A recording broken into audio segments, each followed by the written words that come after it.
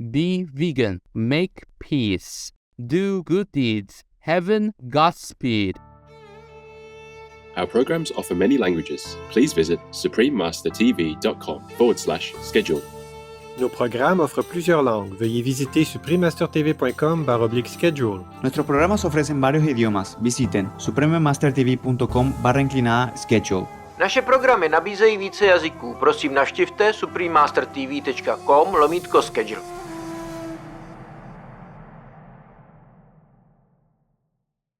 So, in terms of veganism, that would mean that I want to avoid the cruelty that is condemned very, very clearly in the Qur'an and in the Hadith. Please continue watching to find out more. Vegan side effect. Can't find a business in hell, all closed on you.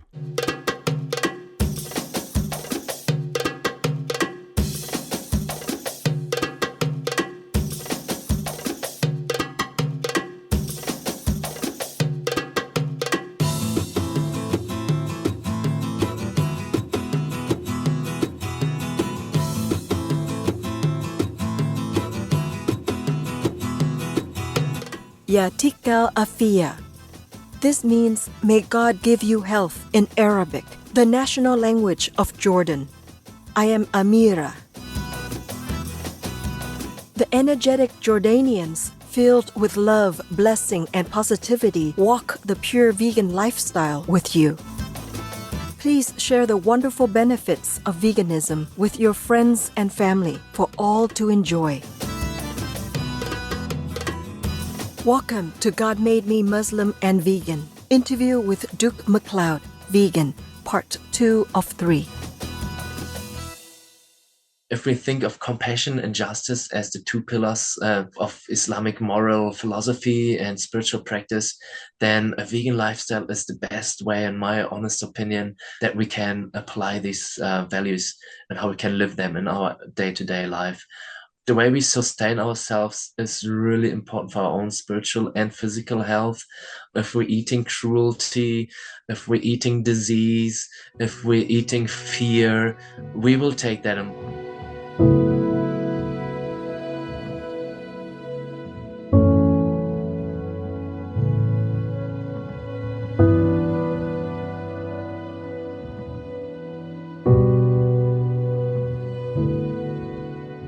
This insightful quote is from Mr. Duke McLeod, vegan, a Sufi and social scientist.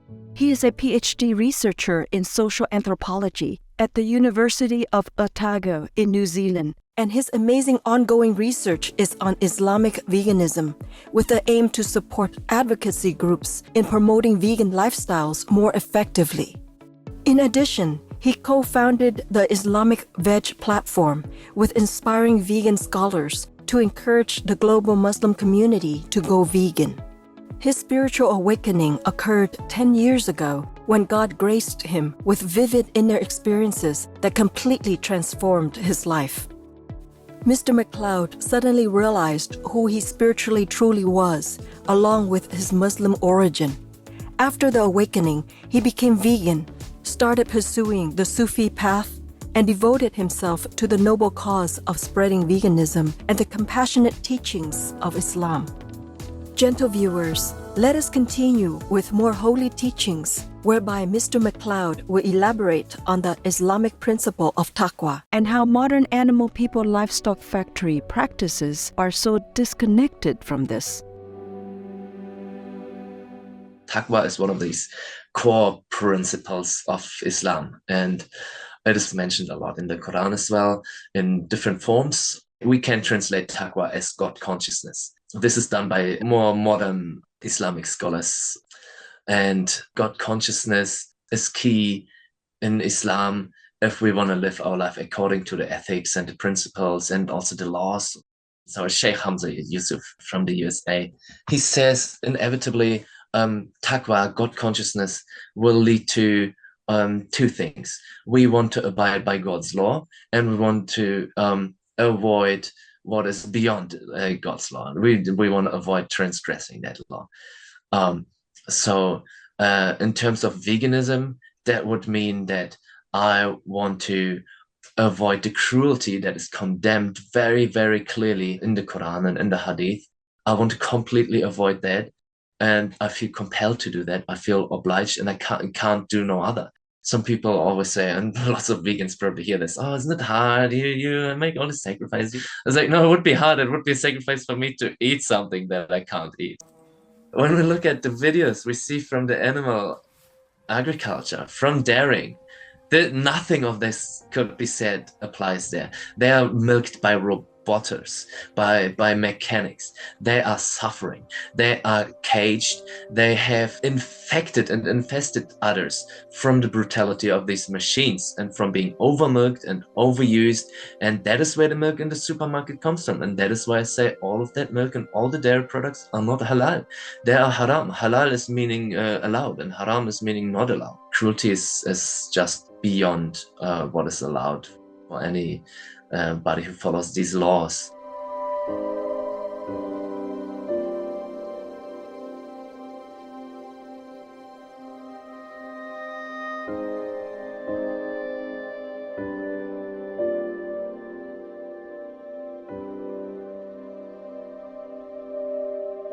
Let us proceed as the kindly scholar discusses the Qur'an's spiritual teachings regarding our original purpose on earth as guardians and why God chose us for this noble purpose. Environmentalism is really important for vegans and for Muslims. We have so much evidence too in the scriptures of the Quran and in Hadith that environmentalism is important, caring for the world, not exploiting the world. In that holy book, Adam was about to be appointed Khalifa of the world. So God wants to appoint the human as the steward of this world, right? As a caretaker, as a guardian. And the angels go like, no, why? why do you want to? But God's response in the second chapter of the Quran, Surah Al-Baqarah, was, I know what you do not know. So very mysterious. What does he know? And what I believe is what he knows is that we are having a spiritual collective evolution, a progress, a process in which humans learn individually and collectively. And it is my hope and my wish and my desire to contribute to that spiritual evolution with my own work, with this interview. Your organization is doing such an amazing job on that too. We have that ability to get beyond this bloodthirstiness and the destructiveness that is inherent in that we can get past this. There's also a saying of the Prophet Muhammad where he calls Earth our mother, and that we're meant to look after. And so the idealism of environmentalism is very much present in Islamic thought. We can remind people we are not meant to be tyrants and destroy this earth. If we are in some kind of entitled position as guardian, which lots of Muslims do believe, but if we are that, then we're meant to be gardeners. We're not meant to destroy the garden. We're meant to look after this place and leave it a better place than we found it in. And if we destroy this place, we will have no place for ourselves to live.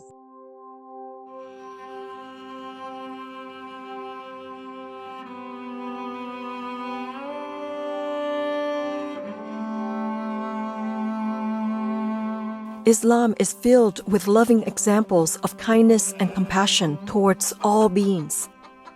Mr. McLeod now shares with us some holy stories of loving Islamic saints who taught us not to eat animal people. Rabia is a famous one. There is a story about her. She's on a hill surrounded by animals. And this other Sufi scholar, he's like, wow, when I'm with the animals, they always run away from me. And how come they stay with you? And her response is to that, well, I don't eat them. So we have here a Sufi saint who lives this principle of harmony with nature. And this same story goes also a long way to show us the breadth of Sufism. There's lots of philosophy in the Islamic history too. I would like to mention one of them, Hayy ibn Yaqzan, a story about a human who gets born and created on this island where he's the only human being, where he gets raised by a mother, by a deer. and he loses his mother as a 10-year-old. Anyway, lots of contemplation, lots of meditation, and lots of developing of taqwa. And he comes out as a raw vegan, just like the only thing that he thinks he should eat is anything that he can take which doesn't involve death, not even the death of plants. He's an enlightened figure, and this is his lifestyle. And so we have this philosophical teaching that we can draw on and say we want minimum harm and we want maximum harmony. We have a medieval scholar, Al-Ma'ari, who is maybe the best example. He has a beautiful part of his poem called I No Longer Steal from Nature, where he says, we're not taking the milk of the cow or the honey from the bee or any meat I shall not eat. And he was quite influential, but even scholars who talk about his worldview don't mention the fact that he was a vegan. So there's a story of the Prophet Muhammad going on a journey with some of his companions, and they're coming to a little shaded spot. There's some trees, and they rest there. The Prophet goes off to do some meditation by himself or some prayers, and the companions wait there under the tree. He comes back after some time. We don't know how long he was off, but long enough for the companions to get bored. They had in the meantime found a nest in the tree, and in the nest were some baby birds. They had taken the baby birds. The mother bird was fluttering around these companions, and the Prophet comes back and sees that, and he admonishes them. He said, "What are you doing? Put that baby back. You can't take the baby out of that nest. It's not allowed. You can't do that. You're stressing out the mom, and you're stressing out the baby, and you're gonna put that back right now."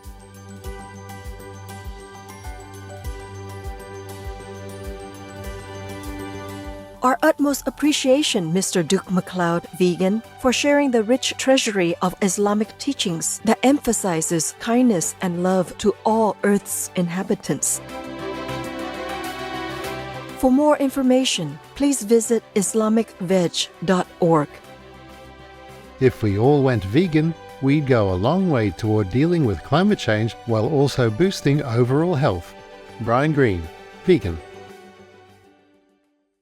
Beautiful viewers, it was a pleasure to have your company today. Please join us tomorrow for part 3 of this interview.